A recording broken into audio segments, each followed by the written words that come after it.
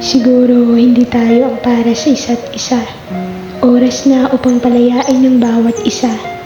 Kailangan nating magpahinga ng pansamantala.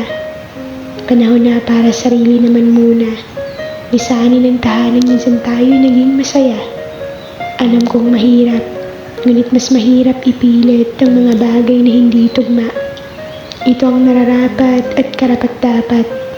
Hindi man madali ang magpalaya, pagkat kapalit nito'y pagdaloy ng mga luha. Ngunit wala tayong magagawa. Malabo na itong maisalba. Paalam, patawad, hindi ko na kayang manatili sa ganitong sistema. Alaalang naiwan, mananatili pa rin, at mag-iiwan ng marka na kailan may hindi mabubura.